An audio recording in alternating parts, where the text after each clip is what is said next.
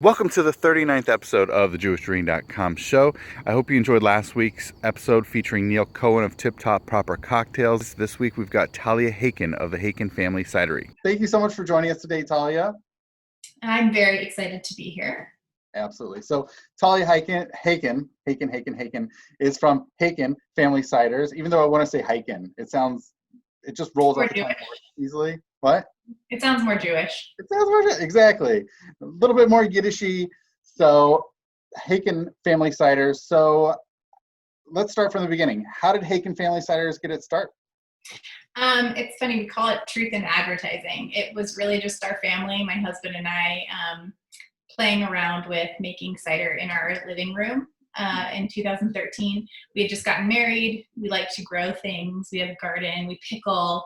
We were cold smoking fish, making lox, like random stuff. And we decided one day, let's try making cider. And we did.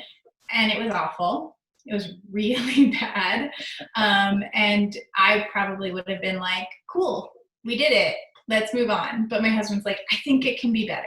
So we spent about 18 months figuring out how to make the best cider and That's a lot of patience and persistence. And it's really all on my husband's side because I don't have that amount of patience. But he really felt like he was onto something, like he could really do something interesting. And so we were making the cider with juice that we were buying, and he realized that the output was never going to be better than the input. So we started buying apples and pressing apples in our garage. At the time, we had a small townhouse and a dog and a son who arrived soon after. So it was getting a little tight. But we started pressing our own apples and getting really good at it. And it was really delicious. But it was always meant to just be a hobby. And so that's kind of where the name came from. It was just kind of a joke because it's, we were putting a label on the cider so we knew what we were drinking. And so I, being a marketing person, decided to design a label, and we jokingly called it Haykin Family Cider because just like family wineries and that kind of thing, we were like, oh, this is our family cider company. It was a joke. Getting into ciders, was your husband had he been into ciders, beers? Like what prompted getting into ciders? We like to drink things, sparkling things. Things that we enjoy. And a couple friends of ours had sort of gone paleo and introduced us to this world of cider. And I'd had cider before, but not really like this. And, they brought out local cideries and stuff like that. We're like, oh, this is pretty interesting. And I don't even know why we picked cider as the thing to try, but we had never made alcohol before until then. Wow. So it was, it was like one of those things you see on the store shelf and you're like, oh, that sounds interesting. And now I look back at me from 7 years ago and I'm like, wow, I had no idea the depth of the history of cider in the United States or how amazing apples are, how diverse they are in their flavor profiles. We've had a lot of fun playing with that and exploring. We were just making it for fun in our garage and living room and dining room and kitchen. And then some friends suggested we enter some cider competitions. So we did, and we won all of them. Wow, that's exciting. We got gold medals and best cider in the competition and this stuff. And we're like, oh, hey, it's not just your mom and your wife who likes it. It's actually, pretty good. And at that time, some investors approached us and said, hey, do you want to start this as a business? And we said, no, we don't. This is just for fun. But they came back to us and they said, we really think you've got a unique product, a really good product, and we want you to encourage you to do this. And so we decided, most people wait until they retire to start like a winery or something like that, a passion project, something they enjoy. And we were given the opportunity to do that in our 30s. So we decided to go for it, and we never wanted to be ginormous. It was always to be a small extension of our hobby. And so about 3 years ago, the brand was actually born. So yeah, really exciting. Did you is it all just ciders? Do you ever put anything like honey or other ingredients into it? when we were hobbyists, we played with like mead and some honey things, but it never really like jived with us. And so ultimately the ethos of the company is, we make things that we enjoy drinking. So what we enjoy are these single varietal ciders. So we use usually just one apple, and we let the apple's characteristic shine in the cider. So each year we make about 40 or so different single varietal ciders. Some of them never see the light of day. We literally make like 13 bottles of it, or 2 cases. A lot of them end up in the hands of our club members because we have a cider club, and we just explore and we play. So all of our ciders are just apples and yeast, nothing else. We don't add sugar, we don't add adjuncts, we don't add hops or flavorings or anything like that. And so we've had some people come in and they'll be like, oh my gosh, this tastes like banana. Did you put bananas in here?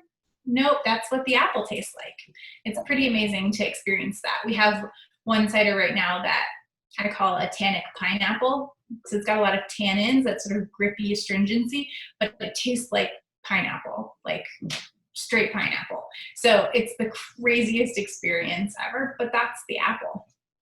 And you like the single apple stuff just because you get more of the individual flavor out of it. You don't like mixing around.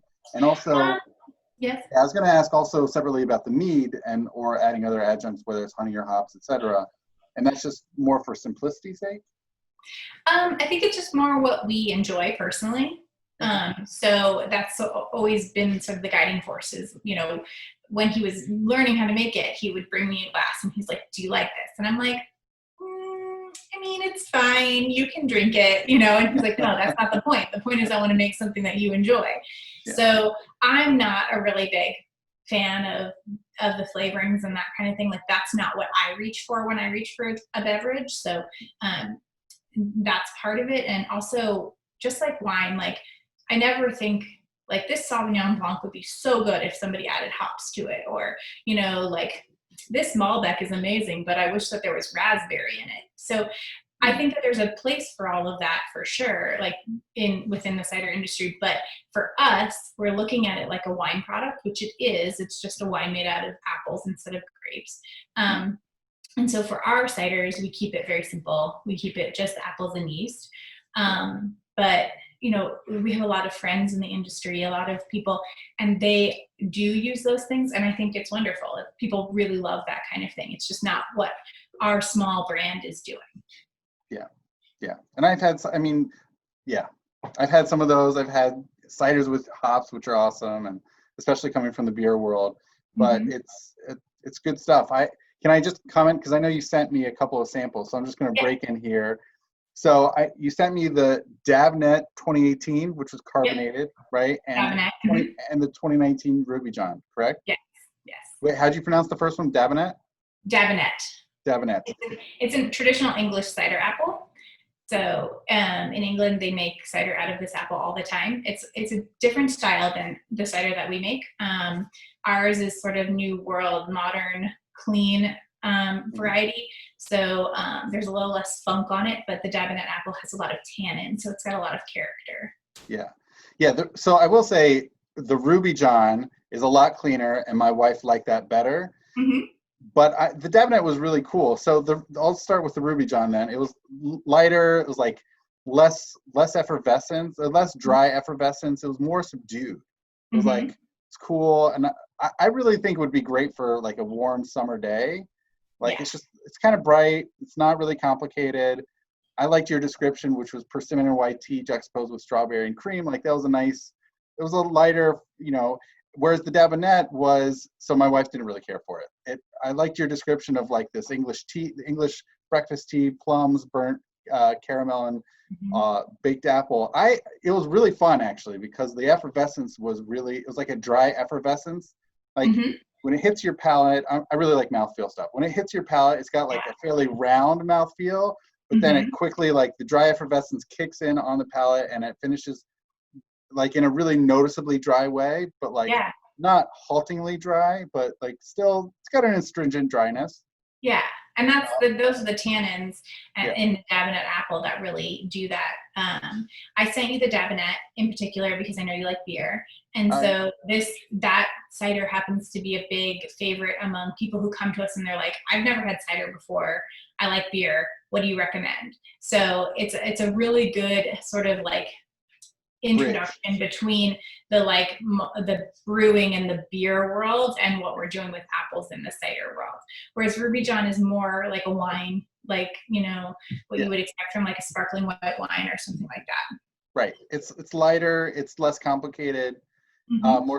So I did see on the label of the Dabinet that it was carbonated, and there was definitely a noticeable, even though it was dry, but like a dry effervescence. So how often do you like carbonate that? Like, what do you force press CO2? Do you add sugars and get the yeast going? How do you extra carbonate those? So yeah, this is it's actually a topic of conversation with the TTB, which is the governmental agency that sort of oversees us. So they have like very specific words you have to use when you have any sort of effervescence in your beverage. So because absolutely. So, and there are different taxes that we have to pay on the beverage based on the carbonation levels. So it's very complicated. But we always leave a certain amount of lees in the bottle. So there will always be a secondary fermentation and a little bit of carbonation that comes from that. It helps it age really nicely. So that Dabinet you said was a 2018. Yes. Which means the apples were harvested in the fall of 2018 and it was bottled in the beginning of 2019. So it's been in the bottle for a little longer, which is why the carbonation is a little more rounded. Ruby John we just released to our club members, and so it's a little younger, and so the carbonation isn't as it's more from the forced carbonation. So we do a forced carbonation and we do a little bit of secondary carbonation or secondary fermentation as well. We're in the process of doing some method ancestral ciders right now. So like method champenois, only we don't use an added sugar, we just use the juice from the apple to do the carbonation. So we're doing that, we're in that process right now of work. I mean, those take a little bit longer to release. Our process is long in general, a little bit longer. How long does it take? 6-ish months from the time we press, maybe 9 months from the time we press to the time we bottle. Depends on the apple, depends on a lot of things, but we don't force anything. So it takes its time, it ferments, and it becomes what it's going to become. And we never set out to say like, Dabinet's going to be a dry cider. What we do is we get the apples and we taste the juice, and then we start fermenting it and we continue to taste it through the process. And then when we say, okay, this is what we want it to be, this is how we want it to taste, that's when we stop. With things with like Dabinet that have a lot of tannins, you have to leave a little bit more sugar. So our goal is always to give you a balanced beverage. So we don't want anything that's too sweet that sticks in the back of your throat and you don't want to have another sip, and we don't want anything that's too dry that's like, you know, you can't bone dry. You don't want bone dryness. Yes, exactly. So we want it to be an enjoyable beverage for the majority of the people. So what we do is we balance the acidity and the sugars and the tannins and all of these different pieces to make sure that it's tastes as good as it can taste versus I need a dry cider or I need a sweet cider. So sometimes when we're releasing ciders, we'll sometimes end up releasing a bunch of medium sweet ciders all at the same time just because that's what they were. And I'm not planning that, but that's what happened. So wow. I know this is a little point, but I'm really curious. How differently does the TTB tax carbonated versus not carbonated? So sparkling wine or sparkling fruit wine, which is what we technically are, there's a luxury tax on that. So that's a tax based on like importing French champagne, basically. And it's a lot more, like $3.50 per gallon, I want to say. Whereas the hard cider tax is, I think, 7 cents a gallon. Just for those bubbles. Yeah, and so because we're forced carbonated, our tax rate is a little bit lower, maybe $1 lower, but it's still significantly higher than the actual cider tax rate. So a lot of our competitors, when you try a lot of cider, you'll say, oh, this has got a little bubble to it, but not a lot, because everyone's trying to stay under that limit because they don't want to trip the increased taxes. Yeah. But we enjoy sparkling wine a lot. Gotcha. And so we were like, this is what we want to make, and we're going to have to pay the extra taxes on this anyway because we want to drink it. So it's that. How do they measure the effervescence? There is some sort of technical measurement that I do not understand. Okay. There's a amount of CO2 that's pumped, and I don't know. Okay. It is a technical thing that I do not do. Okay. My production staff and my husband understand. So, but we know that we're over it. And then if you use any sort of forced carbonation, you have to call it carbonated. So even though we do a secondary carbonation or secondary fermentation, if we use any CO2, we have to call it a carbonated beverage. So, our products will say carbonated cider because we're required to. We're not allowed to say sparkling cider. That's the other designation. So that's why it's carbonated. Wow. All right. So one question I have is, how much do you think being in Colorado has influenced the creation of Haykin family cider? That's a very good question. Because I know in the beer world, Colorado's in the top 5 states for beer, and both production, consumption, there's a big craft beer movement in Colorado. Do you think that may have influenced Haykin family cider? That's a good question. I mean, I think that there are 2 sides to it. So the first side is sort of the cider industry in Colorado, and I represent the American Cider Association for our region, which is our national trade organization. So I'm the representative for the Mountain West, region. Awesome. And we're the largest region land-wise because we encompass like a huge swath of the country. But that's because there's like one cidery in Oklahoma, and there's like one cidery in Arizona, or I think there's like 3 in Arizona. But the point is, this whole middle of the country is not very represented in this sort of craft industry. However, Colorado has a ton of cideries, and we have a huge representation in that. And then if you look at our award system, sort of like GABF for cider, which is called Glint CAP, the Great Lakes International Cider and Perry Competition. If you look at that, Colorado is punching above its weight consistently with the awards that we're winning for being such a small state with not as many cideries as like Michigan or New York or Washington. So there's a pretty big community in Colorado of people who love cider and who want to make cider. And so that existed already. And some of it comes out of the beer like excitement and the GABF excitement. And some of it comes from like just this like craft like push, and we're out in the West and we can do our own thing. So that is pretty significant. Like being in Colorado versus say being in Arizona and New Mexico is huge. But I think for us, a huge piece of this was that Colorado apples are exceptional.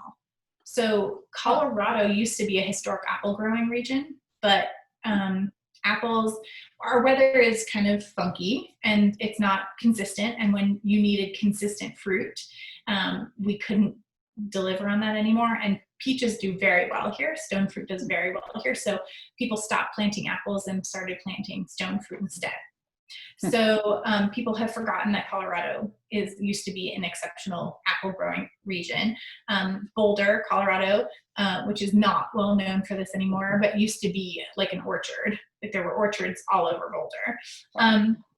So when we started using Colorado fruit, because we were going to farmers markets and buying it from growers out there, we realized this stuff is exceptional. Like this is the best fruit we've ever had. So we formed relationships with growers. We've had relationships with growers for many years. And we love using their fruit. And every time we've won, let me see if I can point in the right direction. Yes, there. See that one with the yellow stripe? That's best in class for Glint Cap. Every time we've won best in class, it's been with Colorado fruit. We've used fruit from some growers we have relationships with in Washington State as well, but the Colorado fruit is consistently the best. And so we want to be an advocate for the apple, and we want to be an advocate for Colorado apples because we think that they're exceptional. That's really wonderful. That's great. Washington State gets all the, they praise for their apples, but that's great to hear about Colorado's. Yeah, I mean, we get late season, early season hailstorms and frosts and freezes, and like we can get hail in May and June. Like it's weird. So you can't guarantee you're going to have apples. Our growers will have like a wipeout every couple of years. But when they get apples, they're incredible. Oh, wow. That's really great. So I'm going to switch gears to, I know you're certified kosher. So what was the process for getting your kosher supervision? So, you know, we're sort of inherently kosher in that we only use the apples and the yeast, and you know, the yeast packets have hechsers on them. So like we knew that like what we were doing was not going to be that complicated. We spoke to a dear friend of ours who's a local Orthodox rabbi, and he said, look, knowing your process, I would drink it without a hechsher. So we were like, oh, that's great. And then we spoke to another friend, dear friend who's a local Orthodox rabbi, and he said, no, I need a hechsher. So we realized if we wanted to reach the broadest part of our own community, we needed to do a hechsher. And so we reached out. The first rabbi who spoke with us gave us a contact at our local VOD. And so we spoke with them. And we also spoke to some of the larger organizations. And they were a bit pricey because it requires travel and things to come out to Colorado. So going local was really the right decision for us. And they were really helpful in the during the whole process of getting it up. And then now we've been hechshered for 3 years. So it's sort of on autopilot. It's very convenient. They call us right before Pesach every year, make sure we've sold our chametz. Like it's very convenient. But yeah, it's been a real pleasure to work with the local Denver VOD. So are your ciders then also kosher for Passover? They're not. That would require a specific process that we have not been doing. We are in the process of trying to figure that out, how we can make at least one batch every year that would be kosher Passover, because it's a market that I think is valid, like would be an enjoyable thing to have on during Passover. So we're trying to figure out like the logistics of that with the rest of the process, the manufacturing that we have on site. So we haven't figured that out yet. To be frank, we were just starting to hit our stride, like as a company, 2 years in, had our second year anniversary in the beginning of February, and then this whole mess hit. So, you know, I think that was going to be one of our goals this year, but I don't know if that's going to happen. Well, I'm rooting for you to make at least a kosher Passover run. I mean, if it's really just apples and yeast, wouldn't it be fairly easy to just transition all the ciders to be kosher for Passover, or is it really an involved process? I think it would in that sense, but I don't know what the other requirements are for the facility if we're running kosher for Passover year round. So it would just be the question of like, can my staff come in with sandwiches? You know, like that kind of piece. I don't know the answer to those things. So like that would be the question, is how do we make our whole space work year round for Passover, or how do we make one batch work for Passover? So I'm rooting for you. Go. You know, it's not like any ingredients need to change, right? Right, and that's the thing, is we don't do anything that requires any change. It's purely the vessels and the space. So yeah, so moving kind of away from the production piece of it, does that having the local Vada Kashrut of Denver giving its hashgacha to it, does that provide more opportunities in at least the Denver Jewish community for your products to be served? So yeah, I mean, that was kind of the goal, was to make, actually the goal truly was, we have one friend who's a Orthodox rabbi, and we wanted him to be able to have our cider. You know, like that was important to us. He's a good friend. I've been friends with his wife before they even met and got married. So like longtime friends, and we wanted to make sure that they could have this and we could bring it to their house and, you know, whatever. We didn't know what the implications would be communally, being another certified company in town. And Denver is a large Jewish community, but we actually don't have a ton of kosher resources. And so I wouldn't say like the majority of our customers are from that community, but we do see people come in that we don't know personally, and they're like, oh, we're on a date night, because we have a kosher product, and you can bring, we don't serve any food at all.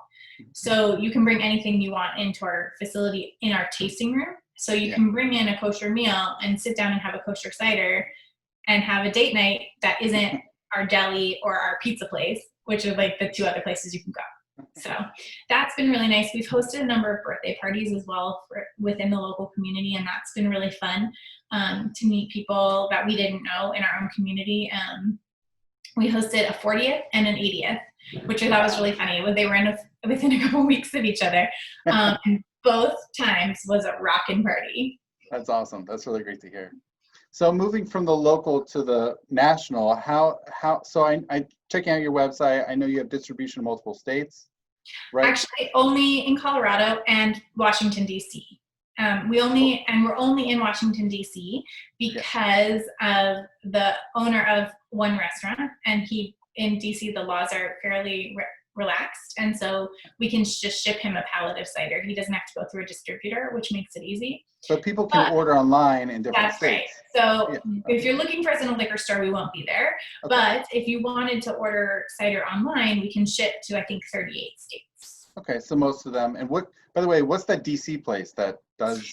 It's called Anxo, A-N-X-O. It's a Spanish Basque style restaurant and cider bar, and they actually make their own cider, and their ciders are delicious and different style from ours.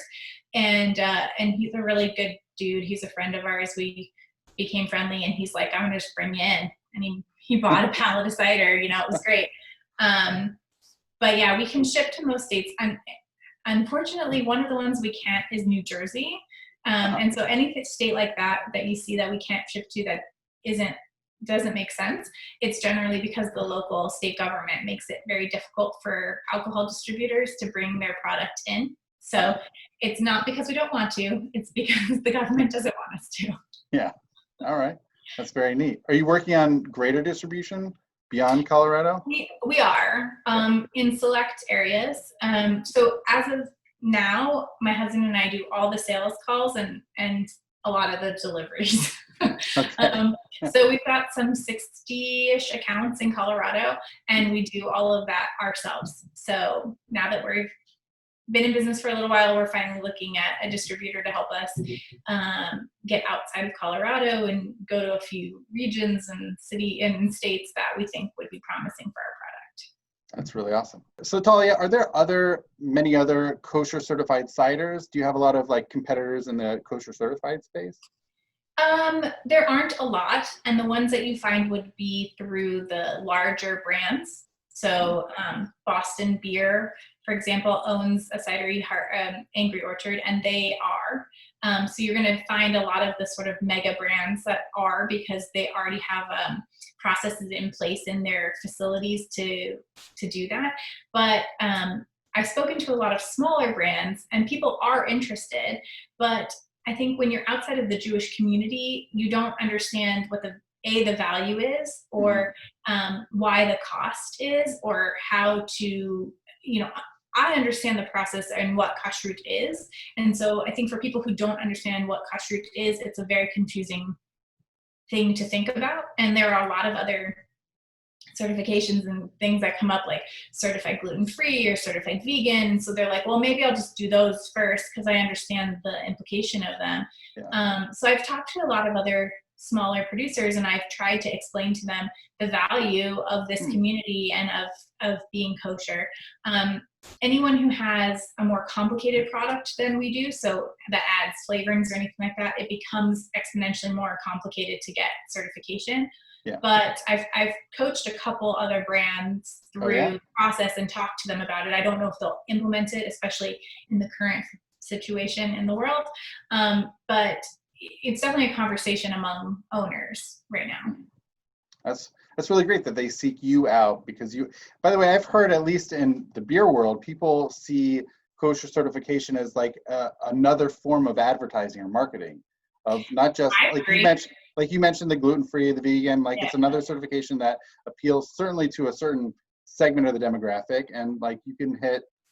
And sometimes people see various certifications and having no knowledge of what they are say, yeah, it's got to be whatever the quality is. That's got to be really good. What was the Hebrew National? We answer to a higher power. Yeah, that. People see that, they're like, oh, that's got to be a really good hot dog, Right.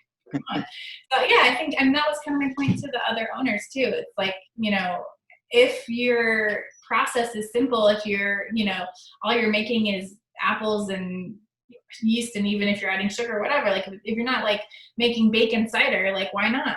Yeah. So, but what you're saying is there are not too many other smaller cideries that are getting kosher certified. Yeah. I think, and there's a financial hump to it, as in addition to sort of like an understanding gap as to why I should spend this much money for this certification. So yeah, that's really great. Well, thank you. Challenge.